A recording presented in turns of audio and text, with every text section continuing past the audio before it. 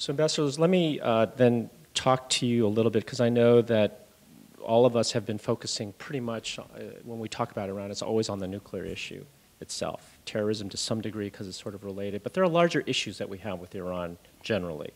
And I think that my experience has been that proliferation issues are fairly binary. Either you comply or you don't comply.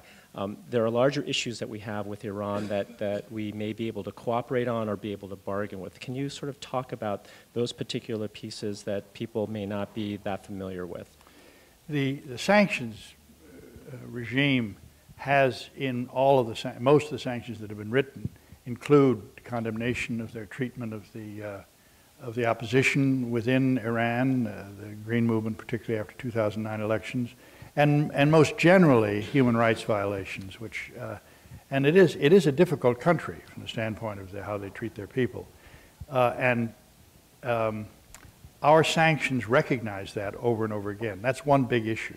It's an aspect of U.S. foreign policy.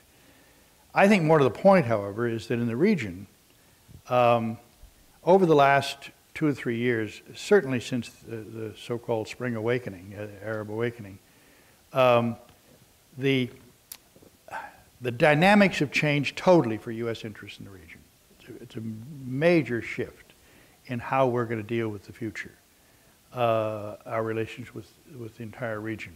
Not only Arab-Israel, but the whole set of issues with regard to the Maghreb and Egypt in particular, and Syria, which is imploding and could spill over into the whole region.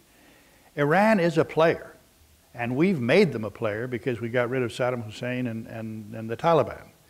And as a result, they have huge influence in that region. And our question, which we're asking in the final paper, is this issue of, does that change the way we have to think about Iran? Not just as a potential nuclear power, but as a presence, a strong government, which is 3 times the size of Iraq, mind you, 75 million people, a rich country going through a difficult time because of sanctions. But is it wise for us to keep them out of everything that happens? There still is an argument that had they been brought into Syria, they're the only ones that have any real effect on Assad regime. Had they been part of an effort to work toward a transition, we might have had a different outcome. There was a chance that you could have gotten a political transition and not had the terrible, terrible civil war that's happening there. So those are the issues that we're facing. I think Bill's a little more optimistic than I am about how far we're likely to get with the current constellation of leaders in Tehran. But there's no doubt that that their interest and ours coincided heavily with respect to both Iraq and Afghanistan.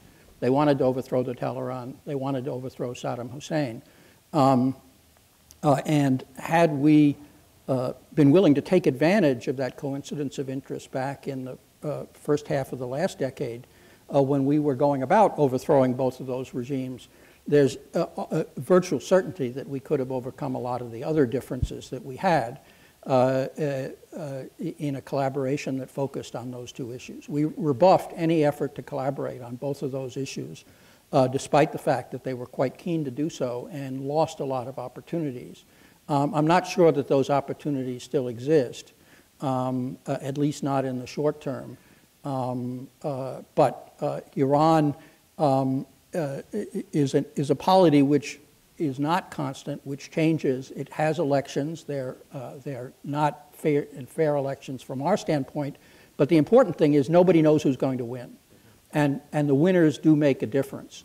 And they're surprised. Nobody thought Ahmadinejad would win. Nobody thought his reformist predecessor would win. And nobody knows who's going to win next time. In fact, nobody knows at this point who's going to run.